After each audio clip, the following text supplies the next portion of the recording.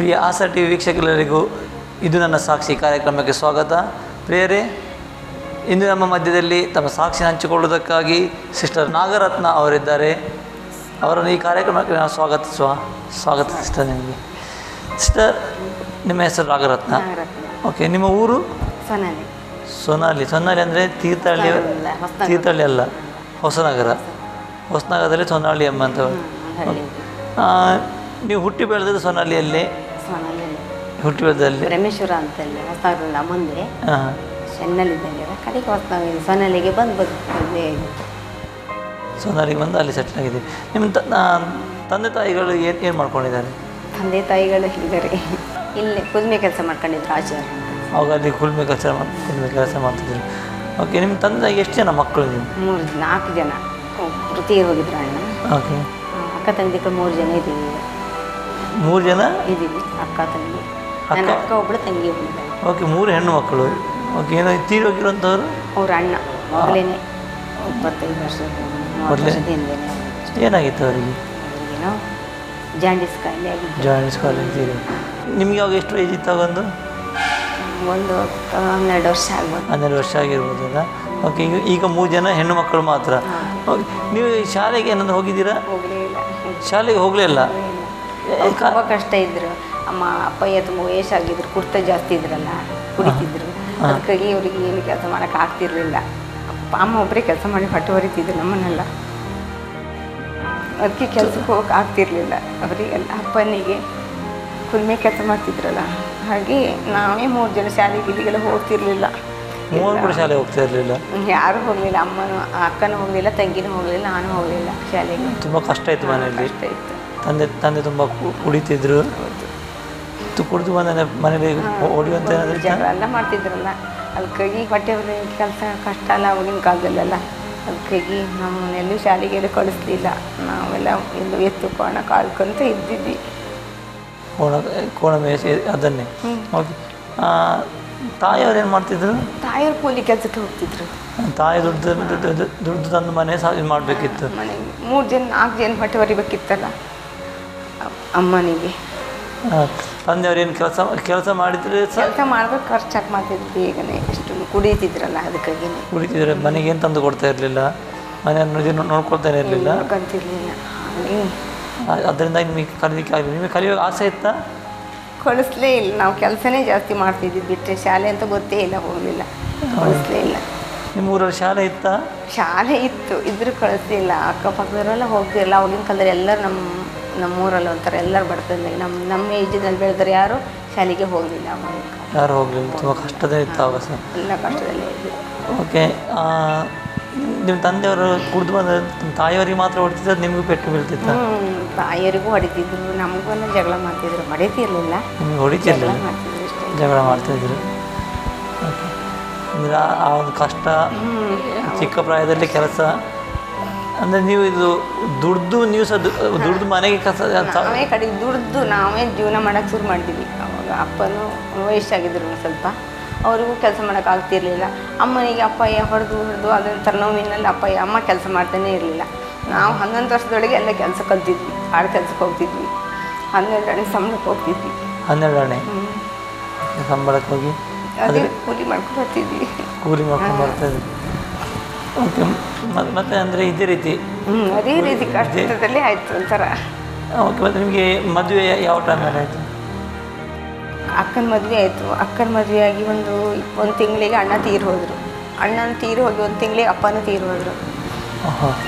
ಅಪ್ಪನೂ ತೀರಿ ಹೋಗಿ ಸ್ವಲ್ಪ ದಿವಸದಲ್ಲಿ ಹಾಗೆ ಇದ್ವಿ. ಮನೆಯೆಲ್ಲ ಬಿಟ್ಟು ಯಾರ ಮನೆಯಲ್ಲೆಲ್ಲ ಇದ್ವಿ. ಮನೆ ಬಿಟ್ಟಿದ್ರಿ ನೀವು? ಬೇರೆ ಮನೆಯಲ್ಲೆಲ್ಲ ಹೋಗಿದ್ವಿ. ಹಾಗಾಗಿ ಹೆಂಗೋ ನಮ್ಮದೇ ಒಂದು ಮನೆ ಅಂತ ನಾವು ಕಟ್ಕೊಂಡು ಕಡೆಗೆ ನಂದು ಮದುವೆ ಆಯಿತು. ಅಲ್ಲ, ಇದು ನಿಮ್ಮ ತಂದೆ ಇರಬೇಕು, ನಿಮಗೆ ಸ್ವಂತ ಮನೆ ಇರಲಿಲ್ವಾ? ಇರಲಿಲ್ಲ, ಅದು ಯಾರೋ ಜಾಗದಲ್ಲಿ ಇದ್ದರು. ಆ ಜಾಗದಲ್ಲೆಲ್ಲ ಬಿಟ್ಟು ಯಾರೋ ಜಾಗದಲ್ಲಿ ಮನೆ ಮಾಡ್ಕೊಂಡಿದ್ರು ಅಷ್ಟೇ ಅಪ್ಪ. ಕಡೆಗೆ ಆ ಜಾಗನ ಬಿಟ್ಟು ನಾವೇ ಸ್ವಂತಾಗಿ ಒಂದು ಜಾಗ ತಗೊಂಡು, ಇದರಲ್ಲಿ ಗೌರ್ಮೆಂಟ್ ಜಾಗ ಕೊಟ್ಟರು, ಒಂದು ಸೈಟ್ ಮನೆ ಅಂತ. ಅದರಲ್ಲೇ ನಾವು ಮನೆ ಮಾಡ್ಕೊಂಡು ಇದ್ವಿ. ಕಡೆಗೆ ನಾವು 2 ಅಕ್ಕ ತಂಗಿ. ಅಕ್ಕನೊಬ್ಬರು ಮದುವೆ ಆಗಿದ್ರಲ್ಲ, ಮದುವೆ ಆದ ತಕ್ಷಣವೇ ಅಣ್ಣ ತೀರೋದ್ರು. ಅಣ್ಣ ತೀರೋಗಿ 1 ತಿಂಗಳಿಗೆ ಅಪ್ಪನೂ ತೀರೋದ್ರು. ಅಪ್ಪ ತೀರು ಹೋಗಿ ಒಂದು ಸ್ವಲ್ಪ ದಿವಸದಲ್ಲಿ ನಾವೇ ಬೇರೆ ಮನೆ ಕಟ್ಕೊಂಡು ನಾವು 3 ಜನ ಇದ್ವಿ, ಅಕ್ಕ ತಂಗಿ ನಾನು. ಆವಾಗ ಹಂಗೆ ನಂಗೆ ಮದುವೆ ಆಯಿತು. ಒಂದು ಸ್ವಲ್ಪ ದಿವಸದಲ್ಲಿ. ಎಲ್ಲಿ ಕಡೆ ಎಲ್ಲಿ ಹುಡುಗ ನಿಮ್ಮ ಗಂಡ ಅದು ಎಲ್ಲಿ ಅದು ಭಟ್ಗಳ ಬೈಂದೂರಿನಾರ. ಅವರು ಹಿಂಗೆ ಯಾರೋ ತಗೊಬಂದು ಸೆಟ್ಲ್ಮೆಂಟ್, ಅವರಿಗೆ ಮುಂಚೆ ಮದುವೆ ಆಗಿತ್ತಂತೆ, ಗೊತ್ತಿರಲಿಲ್ಲ. ಒಂದು 2 ವರ್ಷ ಇದ್ರಷ್ಟೇನೆ ಅಲ್ಲಿಗೆ ಮತ್ತೆ ಹೋಗಿಬಿಟ್ರು. ಮತ್ತೆ ಬೇರೆ ಹೋದರು ಅಂದರೆ ನಿಮಗೆ ಗೊತ್ತಿರಲಿಲ್ಲ ಅವ್ರಿಗೆ ಮೊದಲೇ ಮದುವೆ. ಓಕೆ, ಅಂದರೆ ನೀವು ಕಷ್ಟದ ಮೇಲೆ ಮತ್ತೂ ಕಷ್ಟನೇ, ಮತ್ತು ಇನ್ನೊಂದು ಕಷ್ಟವೆಂತ ನಿಮಗೆ? ಅವಾಗ ಕಡೆಗೆ ಅವ್ರು ಬಿಟ್ಟು ಹೋದ್ರು. 2 ಮಕ್ಕಳಾಯಿತು, 2 ಮಕ್ಕಳು ಹೋಯ್ತು ಅಲ್ಲಿಗೆ. ಅಂದರೆ ಮಕ್ಕಳು 2 ಮಕ್ಕಳಾಗಿತ್ತು. ಒಂದು ಮಗು ಆಗಿ ಹೋದ್ರ ಮೇಲೆ ಮತ್ತೊಂದು ಮಗು ಬಸ್ಸರಿದ್ದಾಗಲೇ ಅವ್ರು ಬಿಟ್ಟು ಹೋಗಿಬಿಟ್ರು.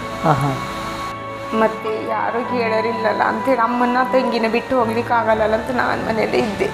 ಅವರಿಗೆ ಜೀವನ ಮಾಡ್ಕೊತಾನೆ ಕೂಲಿ ಕೆಲಸ ಮಾಡ್ಕೊಂಡೇ ಇದ್ವಿ. ಒಂದು ಆಸ್ತಿ ಮನೆ ಏನಿಲ್ಲ ನಮಗೇನು, ಆದ್ದರಿಂದ ಹಂಗೆ ಕೂಲಿ ಮಾಡ್ಕೊತ ಇದ್ವಿ. ಹಾಗೆ ನಮ್ಮ ತಂಗಿಗೊಂದು ಮದುವೆ ಮಾಡಿದೆ ನಾನು.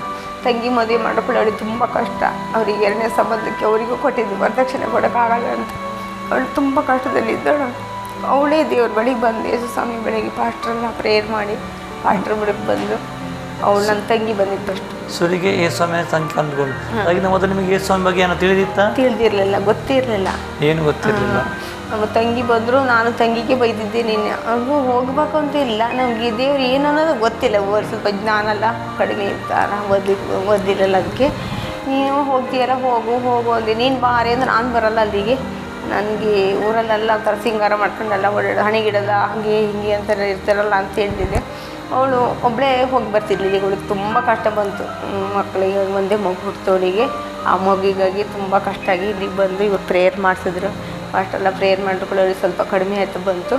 ಅವಾಗ ನೀನು ಬಾರೆ ನಮ್ಮ ಚರ್ಚಿಗೆ ಬಾರೆ ಅಂದು ನಾನು ಬೈತಿರ್ತಿದ್ದೆ. ನಾನು ಬರೋಲ್ಲ, ನೀನು ಬೇಕಾದ್ರೆ ಹೋಗೋ, ನಾನು ಬರೋಲ್ಲ, ನೀನು ಬೇಕಾದ್ರೆ ಹೋಗೋ ಅಂತಲೇ ಇರ್ತಿದ್ದೆ ನಾನು. ಅವಾಗ ಒಂದು ಸ್ವಲ್ಪ ಅಹಂಕಾರ ಜಾಸ್ತಿ, ಅದಕ್ಕೆ ಬೈಕಣ್ಣು ಜಾಸ್ತಿನ. ಅದಕ್ಕೆ ನಮ್ಮ ಅಮ್ಮ ಅವ್ರ ಮನೆಗೆ ಹೋಗ್ತಿದ್ರು, ತಂಗಿ ಮನೆಗೆ ಹೋಗ್ತಾಯಿದ್ದೆ. ಅವ್ರಿಗೆ ಭಾಳ ಪೂಜೆ ಎಲ್ಲ ಜಾಸ್ತಿ, ಎಲ್ಲ ದೇವ್ರು ಒಂದು ಸೈತನ ಗುಡಿನೇ ಬಿಟ್ಟಿರ್ತಿದ್ದೆ, ಹೋಗ್ತಿದ್ವಿ ನಾವೆಲ್ಲ ಪೂಜೆ ಮಾಡ್ತಾ. ಅವಾಗ ಅಮ್ಮ ಹೋದ್ರಲ್ಲ, ಅಮ್ಮ ಪ್ರೇಯರ್ ಅವ್ರು ಮಾಡೋದು ಪ್ರೇಯರ್ ನೋಡ್ಕೊಂಡು ಇಲ್ಲಿ ಬಂದು ಚರ್ಚಲ್ಲೆಲ್ಲ ಪ್ರೇಯರ್ ಮಾಡೋದು ನೋಡಿ ಅಮ್ಮಗಳು ಹೋಗಿದ್ದ ಜೀವನ ಎಲ್ಲ ಉಳಿದಿದೆಯಲ್ಲ ಅನ್ನೋದಕ್ಕಾಗಿ ಅವರು ಈ ಕಡೆ ಬರೋದು ಸ್ವಲ್ಪ ಸಂಭವ ಇದೆ. ಊರಿಗೆ ಬಂದರೂ ಕೂಡಲೇ ನೀನು ಎಲ್ಲಿಗೆ ಹೋಗ್ತೀಯಲ್ಲ ನೀನು ಅಂತಕ್ಕಂಥ ನಾನು ಹೇಳ್ತಿದ್ದೆ, ಸ್ವಲ್ಪ ಬೈತಿದ್ದೆಲ್ಲ. ಆವಾಗ ಅವರು ಬರ್ತೀನಿ ನಾನು ಹೋಗ್ತೀನಿ ಚರ್ಚಿಗೆ ಅಂತಲೇ ಇದ್ದರು. ಒಂದ್ಸರಿ ಚರ್ಚಿಗೆ ಹೋಗ್ತಾರೆ ಅನ್ನೋಷ್ಟು ಹೊತ್ತಿಗೆ ಇವರೆಲ್ಲರೂ ಊರಾಗಿದ್ದಾರಲ್ಲ ಚರ್ಚಿಗೆ ಹೋಗೋದು ಯಾಕೆ ಹಂಗೆ ಹಿಂಗೆ ಅಂತಾರೆ ಊರಲ್ಲಿ ಹೇಳ್ತಿದ್ರು. ನಮ್ಮ ಅಮ್ಮ ಇವ್ರ ಮನೆಗೆ ಬಂದರೂ ಕೂಡ ನಾನು ಬೈತಿದ್ದೆ, ನೀನು ಬೇಕಾದ್ರೆ ಚರ್ಚಿಗೆ ಹೋಗು, ನಾನು ಬರೋಲ್ಲ, ನಾನು ಬರೋದೇ ಇಲ್ಲ. ನಮ್ಮೂರಲ್ಲೆಲ್ಲ ಹೇಳಿ ಊರೆಲ್ಲ ಚರ್ಚಿಗೆ ಹೋಗ್ತಾರಲ್ಲ, ನೀನು ಚರ್ಚಿಗೆಲ್ಲ ಹೋಗ್ಬೇಡ ನೀನು ಅಂತ ನಮ್ಮೂರಲ್ಲೆಲ್ಲ ಹೇಳ್ತಿರ್ತಿದ್ರು ಅಕ್ಕಪಕ್ಕದವರೆಲ್ಲ. ಆದರೂ ನಾನು ಸುಮ್ಮನೆ ಇರ್ತಿದ್ದೆ. ಒಬ್ಬರು ಎರ್ಸು ನಂಬ್ಕೊಂಡವ್ರ ಮನೆಗೆ ಒಬ್ಬರು ಕೆಲಸಕ್ಕೆ ಹೋಗ್ತಿದ್ದೆ ನಾನು ಅಷ್ಟೇ. ಅವರು ಪೂರ್ತಿ ಪ್ರೇಯರ್ಗೆಲ್ಲ ಹೋಗೋರಲ್ಲ, ಕೇರಳ ಕಡೆ. ಅವಾಗ ನಾ ಸುಮ್ಮನೆ ಅವರೆಲ್ಲ ಹೋಗ್ತಾರಲ್ಲ, ನೀನು ಏಸು ದೇವರು ನಿನ್ನ ತಂಗಿ ನಂಬ್ಕೊಂಡಿದ್ದಾಳೆ, ನೀನೇ ಹೋಗ್ತೀನಿ ಅಂತಿದ್ರು. ನಾನು ಹೋಗಲ್ಲಪ್ಪ, ನೀನು ಹೋಗ್ಬೇಡ ಮಾತ್ರ, ನೀನು ಜೀವನ ಮಾಡ್ತೀವಿ ನಾವೆಲ್ಲ ಊರ ಮನೆಯವರೆಲ್ಲ ಸೇರ್ಕೊಂಡು ಅಂತಿದ್ರು ಅವರೆಲ್ಲ ಅಕ್ಕಪಕ್ಕದವರೆಲ್ಲರೂ. ಒಂದು ದಿವಸ ನಮ್ಮ ಅಮ್ಮ ತುಂಬ ಎಲ್ಲ ಸೈತನ ಗುಡಿಗೆ ಹೋಗಿ ನಾವು ಪ್ರಸಾದ ಆಗ್ತಾ ಇರೋದು, ನನ್ನ ತಂಗಿಲಿ ಪ್ರೇಯರ್ ಮಾಡ್ತಾನೇ ಇರ್ತಿದ್ಲು ಮನೇಲಿ. ನನ್ನ ಕುಟುಂಬದವರೆಲ್ಲ ಬರಲಿ ಅಂತ ನಮ್ಮ ತಂಗಿ. ನಾವು ಅದನ್ನೇ ಬಿಟ್ಟಾಕಿ ಇದೇ ಸೈತನ ಗುಡಿಗೆ ನಾವು ಹೋಗ್ತಾ ಇರ್ತಿದ್ದ.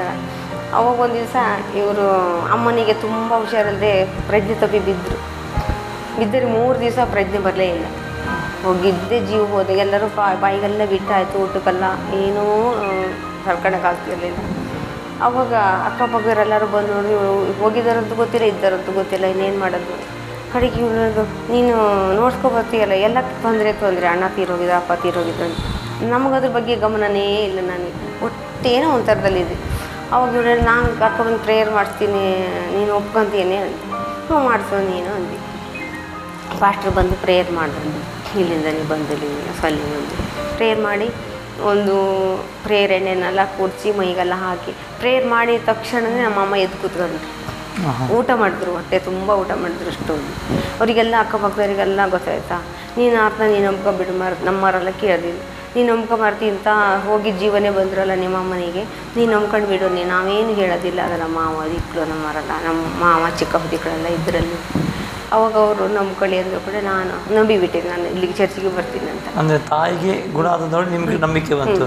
ಅಮ್ಮನಿಗೆ ಗುಣ ಆಯ್ತು. ಅಲ್ಲ, ನಿಮ್ಮ ತಂಗಿ ಎಲ್ಲಿದ್ದದ್ದೆ, ಯಾವ ಊರಲ್ಲಿದ್ದರು? ತಂಗಿ ಕೋಣಂದೂರ ಹತ್ರ ಇದ್ದಾರೆ. ಕೋಣಂದೂರ ಅಂದರೆ ಇಲ್ಲಿಗೆ ಬರ್ತಾರೆ. ತೀರ್ಥಹಳ್ಳಿಯಲ್ಲಿದ್ದರು. ನೀವು ಹೊಸನಗರದಲ್ಲಿ. ಓಕೆ. ಇಲ್ಲಿಂದ ಅಲ್ಲಿಗೆ ಎಷ್ಟು ದೂರ ಇದೆ ಆ್ಯಕ್ಚುಲಿ? ನಿಮ್ಮ ಮನೆಗೂ ತೀರ್ಥಹಳ್ಳಿಗೆ ಎಷ್ಟು ದೂರ ಇದೆ? ಒಂದೊಂದು 30 ಕಿಲೋಮೀಟ್ರ್ ಏನೋ 30 ಕಿಲೋಮೀಟರ್ ತನಕ ದೂರ ಇದೆ. ಓಕೆ. ಅಂದರೆ ಇಲ್ಲಿಂದ ಅಂದರೆ ಈ ತೀರ್ಥಹಳ್ಳಿಯಿಂದ ತಂಗಿ ಬರ್ತಿದ್ಲಲ್ಲ ಇಲ್ಲಿಗೆ. ಹೌದು, ತೀರ್ಥಹಳ್ಳಿಯಿಂದ ನಿಮ್ಮ ಹೊಸನಗರಕ್ಕೆ ಫಾಸ್ಟ್ ಬಂದು ಅಲ್ಲಿ ಪ್ರಾರ್ಥನೆ ಮಾಡಿದ್ರು. ಅದ ನಂತರ ನಿಮಗೆ ನಂಬಿಕೆ ಬಂತು? ಆವಾಗ ನಂಬಿಕೆ ಬಂತು. ಅಮ್ಮ ಹೋಗಿದ್ವಿ 3 ದಿವಸನೂ ಊಟ ಮಾಡ್ತಿರ್ಲಿಲ್ಲ. ಹೊಸ ಹೊಸ ಮಂದಿ ಇತ್ತು. ಕಡೆಗೆ ಜೀವನೇ ಬಂದ್ಬಿಟ್ಟು ತಕ್ಷಣ ಊಟ ಮಾಡಿದ್ರು ಎಲ್ಲರೂ. ಅಕ್ಕಪಕ್ಕದವರಿಗೆಲ್ಲ ಖುಷಿ ಆಯಿತು. ಹೋಗಿದ್ದು ಜೀವ ಬಂದಂಗೆ ಆಯ್ತಲ್ಲ, ನೀನು ನಂಬ್ಕೊಂಡ್ಬಿಡೆ, ನೀನು ನಂಬ್ಕೊಂಡು. ನಾನು ಅವತ್ತಿಂದ ನಂಬ್ಕೊಂಡೆ ಯೇಸು ಸ್ವಾಮಿಗೆ. ಇಲ್ಲಿಗೆ ಪ್ರೇರಿ ಬರ್ತಾನೆ, ಇಲ್ಲಿ ಪ್ರಾರ್ಥನೆ ಮಾಡ್ಕೊತ ಇದ್ದೆ. ಆವಾಗೆಲ್ಲ ಸಣ್ಣ ಪುಟ್ಟಕ್ಕೆಲ್ಲ ಅಕ್ಕಪಕ್ಕದವರಿಗೆಲ್ಲ ನೀನು ಯೇಸು ಸ್ವಾಮಿ ನಂಬ್ಕೊಂಡ್ಬೇಡ, ನೀನು ನಂಬ್ಕೊಂಡಿದ್ರೆ ಅವರೆಲ್ಲ ಬಂದು ಪ್ರೇಯರ್ ಮಾಡಬಾರ್ದು. ನಮ್ಮೂರು ಒಂಥರ ತುಂಬ ಕೆಟ್ಟ ಊರು ಅಂತಾರೆ, ಯಾರು ಪ್ರೇರಿಗೆಲ್ಲ ಬರಬಾರ್ದು, ಪ್ರೇರಿಗೆ ಹೋಗಬಾರ್ದು ಅನ್ನೋದು ಒಂಥರ ಇದು ಜಾಸ್ತಿ ಅವರಿಗೆ. ಅಂದರೆ ತುಂಬ ವಿರೋಧ ಮಾಡಿದರು, ಹೋಗಬೇಡ ಅಂತ. ಹೋಗಬೇಡ, ನೀನು ಹೋದರೂ ಹೋಗ, ನೀನು ಒಬ್ಳಿದೆಯಲ್ಲ ಕಡೆಗೆ ಮತ್ತು ಅವರೆಲ್ಲ ಬಂದು ಪ್ರೇಯರ್ ಮಾಡಬಾರ್ದು ಈ ಊರಿನಲ್ಲಿ ಅಂತ ಕೂತ್ಕೊಂಡು ಅಲ್ಲಿಗೆ.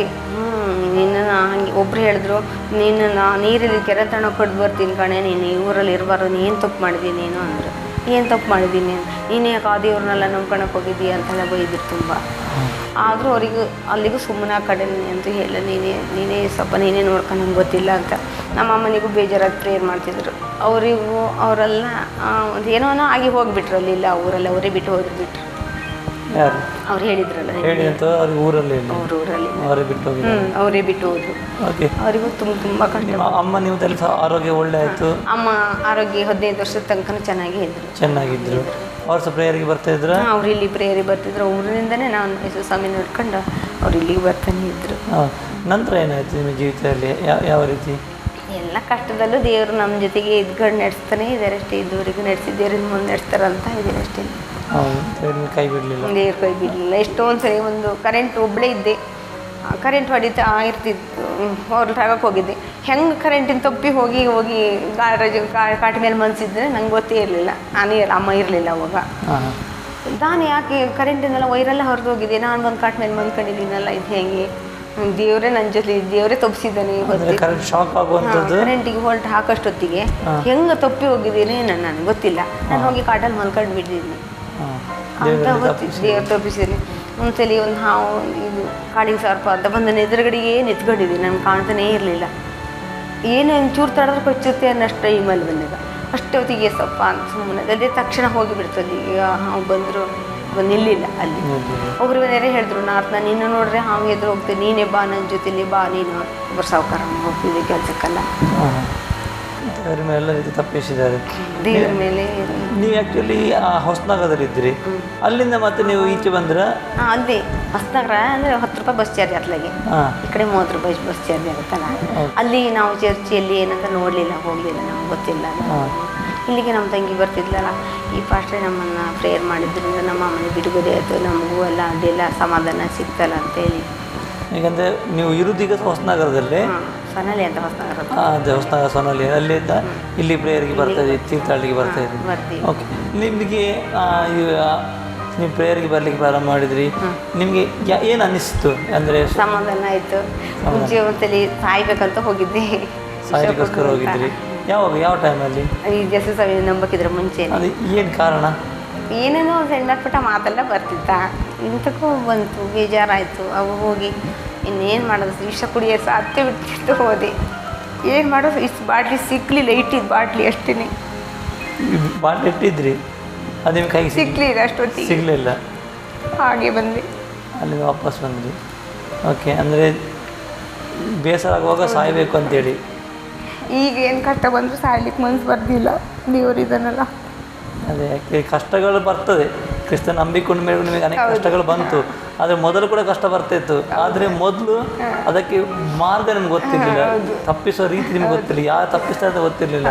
ಅಂಥ ಸಮಯದಲ್ಲಿ ಆತ್ಮಹತ್ಯೆ, ಇನ್ನೇನು ಬೇಡ, ನಂದೆಲ್ಲ ಮುಗ್ದೋಯ್ತು ಎಂಬುದಾಗಿ.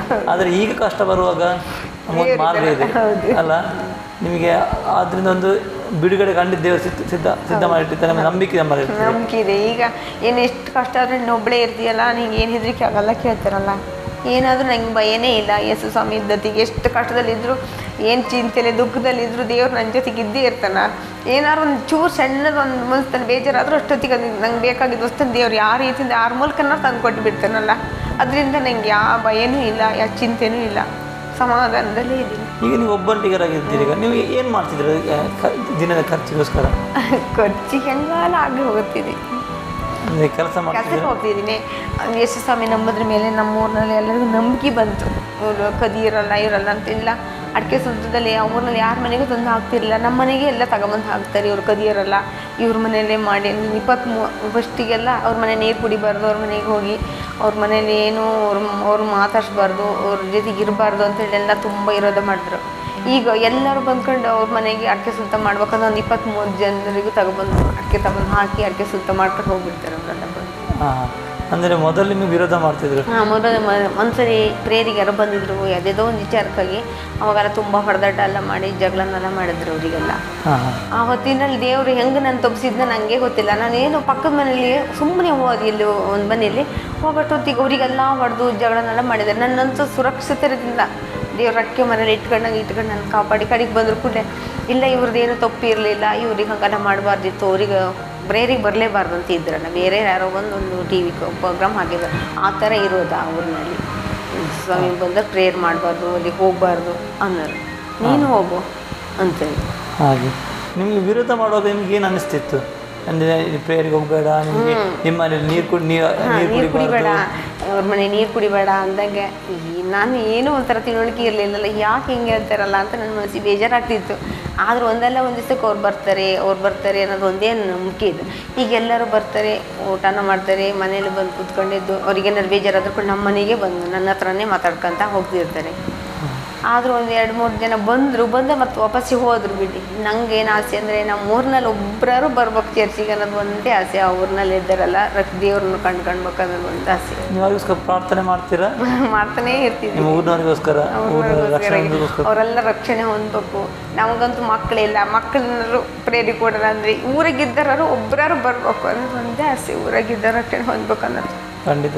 ಅವ್ರು ಕೂಡ ಊರಿಗೆ ಬಂದೇ ಬರ್ತಾರೆ ರಕ್ಷಣೆಗೆ. ಅವ್ರು ಖಂಡಿತ ದೇವ್ರ ಕಾರ್ಯ ಮಾಡ್ತಾರೆ. ನೀವು ಅವ್ರಿಗೋಸ್ಕರ ಪ್ರಾರ್ಥನೆ ಮಾಡ್ತಾಯಿರಿ. ನಿಮ್ಮ ಕುಟುಂಬದವರನ್ನು ಕುಟುಂಬದವರು ತುಂಬ ಮಾವದಿಕ್ಕಳು ಚಿಕ್ಕಪ್ಪ ದಿಕ್ಕಳೆಲ್ಲ ಇದ್ದಾರೆ. ಅವರೆಲ್ಲ ಅವರ ರಕ್ಷಣೆ ಬರ್ತೀನಿ ಅಂತಾರೆ. ಬರ್ಲಿಕ್ಕೆ ಅವರೆಲ್ಲ ಊರಾಗಿದ್ದಾರಲ್ಲ, ತಾಣ ಇದಲ್ಲ ಮಾಡ್ತಾರಲ್ಲ, ಜಗಳ ಅಲ್ಲ, ಅದು ಬರ್ತಾರೆ ಅನ್ನೋದು ನಮಗೆ ನಂಬಿಕೆ ಇದೆ ದೇವ್ರ ಮೇಲೆ. ದೇವರಲ್ಲೇ ಬಂದೇ ಬರ್ತಾರೆ ಅವರೆಲ್ಲ ಅನ್ನೋದು. ಓಕೆ, ನೀವು ಇಲ್ಲಿ ಪ್ರಾರ್ಥನೆ ಬರ್ತಿದ್ದೀರಲ್ಲ, ನಿಮಗೆ ಇಲ್ಲಿ ಪ್ರಾರ್ಥನೆ ಮಾಡೋ ಸಮಯದಲ್ಲಿ ನಿಮ್ಗೆ ಏನು ಅನ್ನಿಸ್ತದೆ? ಇಲ್ಲಿ ಆರಾಧನೆ ಖುಷಿ ಆಗುತ್ತೆ, ಬೇಜಾರೆಲ್ಲ ಹೋಗುತ್ತೆ, ಮನಸ್ಸಿಗೆ ಒಂಥರ ಸಮಾಧಾನ ಆಗುತ್ತೆ. ಇಲ್ಲಿ ಬಂದ ತಕ್ಷಣ ಸಮಾಧಾನ ಆಗುತ್ತೆ. ಯಾವುದೇ ಬೇಸರ ಇದ್ದರೆ ಇಲ್ಲ, ಎಲ್ಲ ಹೋಗ್ತದೆ, ಎಲ್ಲ ಹೋಗುತ್ತೆ. ಓಕೆ, ನೀವು ನಿಮ್ಮ ಪಾಸ್ಟರ್ ಬಗ್ಗೆ ನೀವು ಏನು ಹೇಳ್ತೀರಾ? ಪಾಸ್ಟ್ರ್ ಅವ್ರು ನಮ್ಮನ್ನು ತುಂಬ ಚೆಂದ ನೋಡ್ಕೊತಾರೆ. ನಮ್ಗೆ ಇಷ್ಟು ಬೇಜಾರು ಆಗದಿದ್ದಂಗೆ ಬಿಡ್ತಿದ್ದೆ ಅವರೇ ಕಾರಣ. ನಾವೆಲ್ಲ ಇದ್ದೀವಲ್ಲ, ನೀವು ಯಾಕೆ ಚಿಂತೆ ಮಾಡ್ತೀರಿ, ನಿಮ್ಗೆ ಏನು ಬೇಕು ಎಲ್ಲ ಅವರೇ ನಮ್ಮ ಸಮಾಧಾನದಲ್ಲಿ ಕಳಿಸ್ತಾರೆ. ಸುಮ್ಮನೆ ಬೇಜಾರು ಮಾಡ್ಕೊಂಡು ಇದ್ದವರು ಒಂದು ಟೈಮಲ್ಲಿ ಅವ್ರು ಫೋನ್ ಮಾಡ್ತಾರೆ. ಅವರ ಆಂಟಿ ಫೋನ್ ಮಾಡಿ ನೀವು ಹೇಗಿದ್ದೀರಿ ಏನು ನಿಂತಿರಲ್ಲ ನಮ್ಮನ್ನು ವಿಚಾರಿಸ್ಕೊಂತ ಇರ್ತಾರಲ್ಲ. ಅದರಿಂದ ನಮಗೆ ಒಬ್ಬಂಟಿಗರಾಗಿದ್ದೀವಿ ಅನ್ನೋದ್ರಲ್ಲಿ ಚಿಂತೆನೇ ಇರೋಲ್ಲ ನಮಗೆ. ಇವ್ರು ಇದ್ದಾರಲ್ಲ ನಮಗಿನ್ನೇನು, ಹಾಗೆ ಇವರೇ ನಮ್ಗೆ ಅಪ್ಪ ಅಮ್ಮ ಅಂತ ನನ್ನ ನೋಡ್ಕೊತಿದ್ದಾರಲ್ಲ ಅಂತ ನಂಗೆ ಯಾವುದಕ್ಕೂ ಭಯನೇ ಇಲ್ಲ. ಭಯ ಇಲ್ಲ. ಓಕೆ, ಎಲ್ಲಿರೋದ ಇಲ್ಲಿ ಕಷ್ಟ ಆದಾಗಲೂ ಬೇಕಾಸಿಟ್ರೆ ದುಡ್ಡು ಬೇಕಾ ಕೇಳಿ ಕೊಡ್ತಾರಲ್ಲ ಇವರೇ. ಕಷ್ಟಾಗಿದ್ದೀರಲ್ಲ ತಗೊಂಡು ಹೋಗಿ ಅಂತ. ಅದರಿಂದ ನನಗೆ ಆ ಚಿಂತೆನೂ ಇಲ್ಲ, ಏನೂ ಇಲ್ಲ. ಇವರೆಲ್ಲ ಇದ್ದಾರಲ್ಲ ನಮ್ಮನ್ನು ನೋಡ್ಕೊಳಕ್ಕೆ, ನಂಗೆ ಯಾಕೆ ಚಿಂತೆ ಅಂತ ನಾನು ಅದೇ ಒಂಥರ ದೇವರೊಬ್ಬರು ಇರ್ತಾರಲ್ಲ, ಒಬ್ಬರು ಕೊಟ್ಟಿದ್ದಾರಲ್ಲ ಅಂತ ಆ ಚಿಂತೆ ಸಂತೋಷಿದ್ದೀನಿ. ಓಕೆ, ನಿಮಗೆ ಒಂದೇದಾಗಿ ಇದು ಆಸೆ ಅಂತ ಹೇಳಿದ್ರೆ ಈಗ ನೆಕ್ಸ್ಟ್ ನಿಮ್ಮ ಊರಿನಲ್ಲಿ ಯಾರು ಒಬ್ಬರಾದ್ರೂ ರಕ್ಷಣೆ ಬರಬೇಕು ಅಂದರೆ ಬರಲೇಬೇಕು, ಅವರೆಲ್ಲರೂ ಬರಬೇಕಂತ, ಎಲ್ಲರೂ ಬರಲೇಬೇಕು ಅನ್ನೋದು ಒಂದೇ ಆಸೆ ನನಗೆ. ಅದೊಂದೇ ಆಸೆ, ಬೇರೆ ನನಗೆ ಈ ಊರು ಬಿಟ್ಟು ಹೋಗಿ ಎಲ್ಲರೂ ಒಂದು ಕೆಲಸ ಇದೆ, ನೀವು ಒಬ್ಬಂಟಿಗರಾಗಿರ್ತೀರಲ್ಲ, ನೀವು ಊರು ಬಿಟ್ಟು ಎಲ್ಲರೂ ಹೋಗಿ ಅಂತ ನನಗೇನು ಮನಸ್ಸಲ್ಲಿ ಮಾಡೋದು ಹೋಗ್ಲಿಕ್ಕೆ ಆಗ್ತಾನೇ ಇಲ್ಲ. ಅಲ್ಲೇ ಇರ್ಬೇಕು, ಅಲ್ಲೇ ಇರೋದೊಂದೇ ಒಂದು. ಓಕೆ, ನಿಮ್ಮ ತಂಗಿಗೆ ಹೇಗಿದ್ದಾರೆ? ತಂಗಿ ಚೆನ್ನಾಗಿದ್ದಾರೆ. ಅವರು ಕುಟುಂಬ ಅವ್ರದ್ದು ಈಗ ಅವ್ರು ಬರ್ತಿದ್ದಾರೆ. ಅವರು ತಂಗಿ ಇಬ್ಬರು 2 ಮಕ್ಕಳು, ಅವ್ರ ಗಂಡ ಅವರು ಬರ್ತಾರೆ. ಎಲ್ಲ ಪ್ರೇಯರ್ ಇವತ್ತೆಲ್ಲ ರಕ್ಷಣೆ ಹೊಂದಿದ್ದಾರೆ. ಆ್ಯಕ್ಚುಲಿ ಅವರು ಕ್ರಿಸ್ತನ ಕಂಡುಕೊಳ್ಳಿಕ್ಕೆ ಕಾರಣ ಏನಾಗಿತ್ತು? ಅವ್ರ ಮನೆ ತುಂಬ ಕಷ್ಟ ಇತ್ತು. ಅವ್ರಿಗೆ 2ನೇ ಸಂಬಂಧ ಕೊಟ್ಟಿದ್ವಿ. ಒಂದು ಮಗು, ಅವರು ಒಂದು ಸೈತಾನ, ಅವರ ಒಬ್ಬರು ಹಿರಿಯ ಹೆಂಡತಿ ಊರ್ಲಾಕ ಸತ್ತೋಗಿದ್ರು. ಅವರು ಇವ್ರ ಮಗು ಹುಟ್ಟರು ಕೂಡಲೇ ಮಗಿನ ಏನೋ ಒಂಥರ ನೋಡೋದು, ಆ ಮಗು ಉಳಿಯೋದೇ ಇಲ್ಲ ಅಂತ ಆಯ್ತು. ಎಲ್ಲ ಕಡೆಗೂ ಸೈತಾನ ಗುಡಿಗೆ ಹೋಗಿ ಬಂದು ಪ್ರಸಾದ ತಂದು ಹಾಕಿ ಸಾಕಾಯ್ತಾ. ಕಡೆಗೆ ಯಾರೋ ಒಬ್ರು ಹಿಂಗೆ ತೀರ್ಥಲಿಗೆ ಹೋಗು, ಚರ್ಚಿಗೆ ಹೋಗು, ಪ್ರೇಯರಿಗೆ ಅಂತ ಹೇಳಿದ್ರಂತವ್ರಿಗೆ. ಆವಾಗ ಅವ್ರು ಸೀದಾ ಇಲ್ಲಿಗೆ ಬಂದರು. ಅವ್ರು ಬಂದ ತಕ್ಷಣ ನಮ್ಮ ಬಂದರು. ನಮ್ಮ ಚಿಕ್ಕಮ್ಮನೂ ಒಬ್ಬರನ್ನ ಅವರೇ ಕರ್ಕೊಂಡ್ಬಂದರು ನಮ್ಮ ತಂಗಿ. ಓಕೆ, ಅವರಿಗೆ ಕುಟುಂಬವಾಗಿ ಬರ್ತಾರೆ. ಬರ್ತಾರೆ. ಅವ್ರಿಗೆ ಎಷ್ಟು ಜನ ಮಕ್ಕಳಿದ್ದಾರೆ? ಅವರು ಇಬ್ಬರು, ಅವರಿಗೆ 3 ಜನ ಹೆಂಡ್ರು, 3 ಜನಕ್ಕೂ 3 ಮಕ್ಕಳಿದ್ದಾರೆ ನಮ್ಮ ತಂಗಿ ಗಂಡನಿಗೆ. ಈಗ 2 ಮಕ್ಕಳು ಇಲ್ಲಿದ್ದಾರೆ ಅಷ್ಟೇ. ಮಕ್ಕಳಿದ್ದಾರೆ, ಸಂತೋಷವಾಗಿದ್ದಾರೆ. ಸಂತೋಷವಾಗಿದ್ದಾರೆ. ಓಕೆ, ಈಗ ನೀವಂದರೆ ಪ್ರೇಯರಿಗೆ ಬರ್ತಾ ಇದ್ದೀರಾ, ನಿಮ್ಮ ಊರಿನಲ್ಲಿ ನಿಮ್ಮ ಬಗ್ಗೆ ಏನು ಹೇಳ್ತಾ ಇದ್ದಾರೆ? ಅವರಿಗೆಲ್ಲ ಈಗ ನಂಬಿಕೆ ಬಂದಿದೆ. ಆಗಲಿ ಅವರು ಒಬ್ಬಳೇ ಇದ್ದರು, ಇಷ್ಟು ಕಷ್ಟದಲ್ಲಿದ್ದರು, ಅವಳಿಗೆ ಚಿಂತೆನೇ ಇಲ್ಲ, ಯೋಚನೆನೇ ಇಲ್ಲಲ್ಲ, ಆ ರೀತಿ ಇದ್ದಾಳಲ್ಲ ಅಂತ ಅವರಿಗೆಲ್ಲ ಮನಸ್ಸಾಗಿದೆ, ಗೊತ್ತಾಗಿದೆ. ಯಾವ ತಪ್ಪು ದಾರಿಗೆ ಹೋಗಲಿಲ್ಲ, ತಪ್ಪು ದಾರಿಗೆ ಹೋಗಲಿಲ್ಲ. ಅವರಲ್ಲಿ ಹೋಗಿ ಹೇಳ್ತಾರೆ, ಅವ್ರ ಮನೆಗೆ ಹೋಗಿ ನೋಡು, ಅವಳಲ್ಲಿ ಎಷ್ಟು ಸಮಾಧಾನ ಇದೆ, ಎಷ್ಟು ಜನನೆಲ್ಲ ಬಿಟ್ಟುಗಡು, ಅವ್ರು ಎಲ್ಲರಿಗೂ ಒಂದೇ ಥರ ಸಮಾಧಾನದ ಮಾತಾಡ್ತಾಳಲ್ಲ, ಅವರವರೇ ಮಾತಾಡ್ಕೊಂತಿರ್ತಾರೆ ಅಂತ ಹೇಳ್ತಾರೆ. ಅಥವಾ ನಿಮ್ಮನೇಲೇ ಯಾಕೆ ಸಮಾಧಾನದಲ್ಲಿ ಇರ್ತಿರ್ಕಣೆ ನೀನು ಒಬ್ಬಳೆ, ಎಷ್ಟು ತಲೆ ಬಿಸಿ ಬಂದರೂ ಇರಲ್ಲ ನಿನಗೆ, ನೀನು ದೇವ್ರ ಮೇಲೆ ಹೊರ ಇಟ್ಟಿದೆಯಲ್ಲನೇ ಅಂತಾರೆ. ನಾವು ದೇವ್ರು ಇರ್ಬೇಕಾದ್ರೆ ನಮಗೆ ಆ ಚಿಂತೆನೂ ಇರಲ್ಲ ಅಂತೀನಿ ನಾನು ಅವರಿಗೆಲ್ಲ. ಓದಲಿಕ್ಕೆ ಬರಲಿಕ್ಕೆ ಬರಲ್ಲ ನಮ್ಗೆ ಈಗ ಸಹ ಇಲ್ಲ. ಇಲ್ಲ. ಓಕೆ ಆಂಟಿ, ಇವಾಗ ನಮ್ಮ ಇಲ್ಲಿ ಒಂದು ನೀವು ಸಾಕ್ಷಿ ಹೇಳಿದ್ರಿ, ಖಂಡಿತವಾಗಿ ನಾನು ನಂಬ್ತೇನೆ ನಿಮ್ಮ ಊರಿನಲ್ಲಿರುವಂಥ ಪ್ರತಿಯೊಬ್ಬರು ಕೂಡ ದೇವರು ಕಂಡುಕೊಳ್ತಾರೆ ಎಂಬುದಾಗಿ. ನೀವು ಎಡೆಬಿಡದವರಿಗೋಸ್ಕರ ಪ್ರಾರ್ಥಿಸಿ, ದೇವರಲ್ಲಿ ಅದ್ಭುತ ಮಾಡಿ ಶಕ್ತನಾಗಿದ್ದಾನೆ. ನೀವು ಇಲ್ಲಿವರೆಗೆ ಬಂದು ನಮಗೋಸ್ಕರ ನಮ್ಮ TV ಚಾನಲಲ್ಲಿ ನಿಮ್ಮ ಸಾಕ್ಷಿಯನ್ನು ಕೊಟ್ಟಿದ್ದೀರಿ, ನಿಮಗೆ ಧನ್ಯವಾದಗಳು. ದೇವರು ನಿಮ್ಮನ್ನು ಹೇಳೋಗಿ ಆಶೀರ್ವಾದ ಮಾಡಲಿ. ಪ್ರಿಯ ವೀಕ್ಷಕರೇ, ಈ ಒಂದು ಸಾಕ್ಷಿ ನಿಮಗೂ ಕೂಡ ಉತ್ತೇಜನ ಆಗಿದ್ದಾನೆ ನಾನು ನೆನೆಸ್ತೇನೆ. ದೇವರು ನಿಮ್ಮ ಜೀವಿತ ಕೂಡ ಕಾರ್ಯ ಮಾಡೋ ಶಕ್ತನಾಗಿದ್ದಾನೆ. ಮುಂದಿನ ದಿನದಲ್ಲಿ ಇನ್ನೊಂದು ಸಾಕ್ಷಿಯನ್ನು ನಿಮ್ಮ ಮುಂದೆ ಬರಲಿಕ್ಕಿದ್ದೇವೆ. ಅಲ್ಲಿಯವರೆಗೆ ತಪ್ಪದೆ ವೀಕ್ಷಿಸಿ ನಿಮ್ಮ ನೆಚ್ಚಿನ ಆಸರ TV. ವಂದನೆಗಳು.